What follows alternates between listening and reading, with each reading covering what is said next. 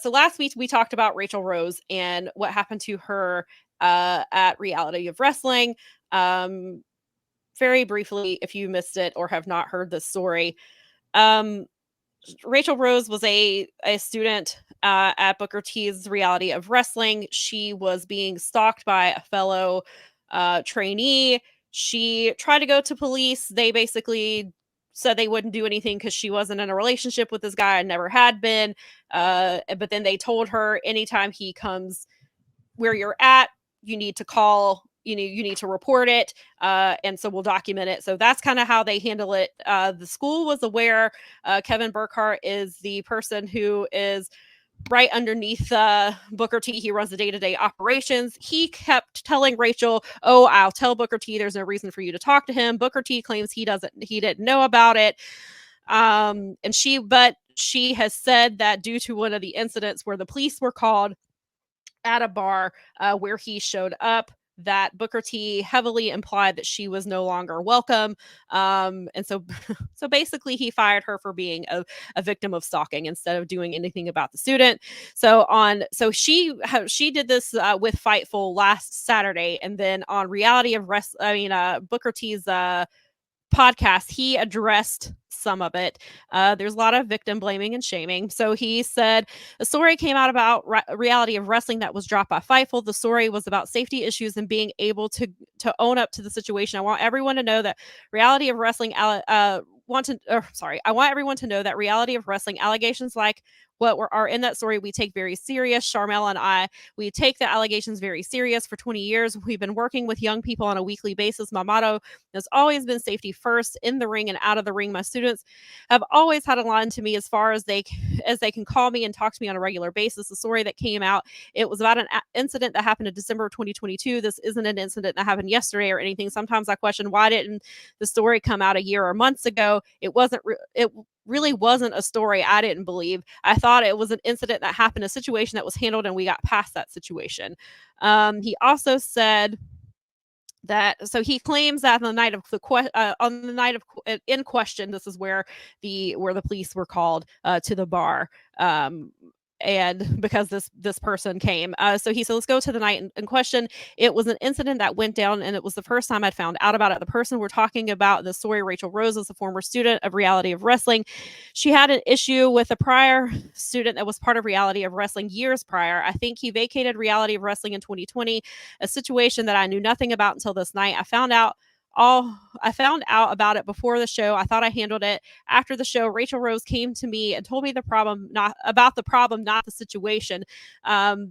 When she told me about the problem with her and Sean Reed having an issue, I said, let's fix it. I knew Sean Reed was at the bar next door, and he told her not to go over there. I said, please don't go. Please don't go there. Go somewhere else, and we can diffuse the situation and handle it. For me, this is an issue that I can't handle. This is an issue that the police need to be involved with. I left, and after that conversation, I stressed Raychell Rose, go somewhere else, go anywhere. So many other places you can go to. Do that for me, and we can diffuse the situation. I left, went home, and the next thing you know, I'm getting a phone call from the bar owner. I'm getting a phone call from the police and the boys to come back and figure out what happened. Raychell Rose chose to go to the bar. What happened after that was totally out of my control. I just want to stress, Charmel and I take full responsibility for anything that happens under Reality of Wrestling's roof. Anything that happens outside of Reality of Wrestling, that's totally out of our hands. For this story to be written the way that it was, I fired someone over a stalking incident. That is not something that happened. We can't fire anybody because we don't hire anybody. These are independent contractors. We can book them and not book them. That's normally the way it works in the wrestling world. Even though he says that he fired Sean Reed, but he doesn't fire people. And then he wrapped up and said, I'm willing to answer any and all questions because I'm not running, I'm not hiding from anybody as far as my integrity goes, as far as Reality of Wrestling and what I've built for the last 20 years, working with so many young women. My young women at Reality of Wrestling, if they ever make it to the next level, I make sure to tell them, if anybody treats you differently than I treated you, you call me, because I know that's not the right way to be treated. I treat all of my females at my facility like they are my daughter. I hold that with them utmost respect, and anybody who comes into my school. So, do you have any comments before I read what Rachel's response was? No, I don't. Okay. He speaks for himself.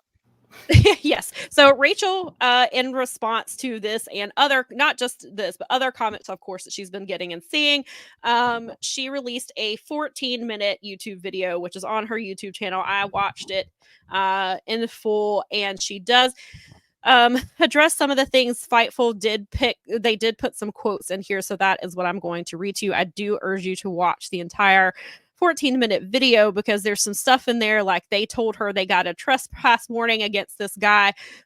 She called the police, and they have no record of a no trespassing complaint on this person. So they aren't telling the truth. So she says, let's see. She said, okay, so so speaking about going to Booker with concerns, Rose said that's just not the way things are handled at the Reality of Wrestling. In my experience, you went to Kevin with the day-to-day operations because he ran day-to-day operations, so you dealt with Kevin Bernhardt directly. And if he told you that you needed to escalate things by talking to Booker or Charmel, that's when you could do it. I was never told by Kevin that I needed to talk to Booker and Charmel. I was also directly told not to do so, or not to do that, because he informed me that he kept them informed of the entire situation. I, throughout the entire situation, was on the phone with police, lawyers, and district attorneys. After every single one of those phone calls or interactions, I called or talked to Kevin Bernhardt personally in person, and he told me each time when I asked if I needed to go to Booker that he had already talked to Booker, that he was going to talk to Booker for me, so I didn't have to worry about it. I had no reason to believe otherwise after being told that by Kevin. Then she goes here and she talks about the trespassing warning. She said, I did get on the phone with the Texas City Police Department today, February the 13th, and I did ask them for a copy of that record because it would aid me in getting a restraining order and other any other kind of legal process to move forward. If I had that documentation, I did request a copy of it, and they told me there was no documentation of or any kind of record in their database for Sean Reed as far as trespass warning goes. There was never, or that he's never been issued a trespass warning in general for that premises or any other. And she in that video, she plays a clip where you can hear her. She's got them on speaker. You can hear them telling her that he is not in their system as having a trespass warning. Let's see here. She said, okay, this is some more stuff about the trespass warning, and then down here she says, as far as Booker T telling her not to go to the bar, she said that's not the case. I was not informed by Booker T or anyone else that Sean Reed was at that bar. I wasn't informed by Booker T or Kevin Bernhardt that Sean Reed was in the building and was present for the entire show that night. Excuse me. I found out Sean Reed was present for the first time when I went to the same bar that I always go to after Reality of Wrestling shows. I was in my usual place. That is when I first saw Sean Reed that night. I wasn't going anywhere that I wasn't supposed to be. I wasn't going anywhere that I didn't usually go, and I certainly did not go into that bar looking for Sean Reed, knowing Sean Reed was there or attempting to contact Sean Reed. He came to that bar knowing I was there and was coming to my usual place in order to confront me and to see me. And then with her conversation with Booker T, she said that conversation pertained to me calling the police. It was when I was calling the police and I was urged to go home by Booker T. I was urged, his solution, from what I understood, was for me to go home and not involve the police. That was his solution to help things go away, or made my stalking situation go away. I did not disobey Booker in that order. I did what I had to do to obey the police. When they told me the first time, I made a police report that I had to call them immediately every time Sean Reed showed up. I was obeying police orders when I called the police and let them know that my stalker was here. When I followed the dispatcher's direction to look inside the venue to see if my stalker was still inside the venue, I did not do that to disobey Booker. I did that to obey police instruction for my safety and to help me in my legal process. And then she goes on to talk about how the reason it took so long for the story to come out is because basically this is her lived reality. She is still dealing with this every single day. Then she talks about how Reality of Wrestling basically took themselves out of the situation. They did not want to help her. And so she said that she still regularly contact police. I still regularly contact lawyers, and I still regularly deal with my stalking situation. It has never been far removed from me. It's something I'm actively dealing with.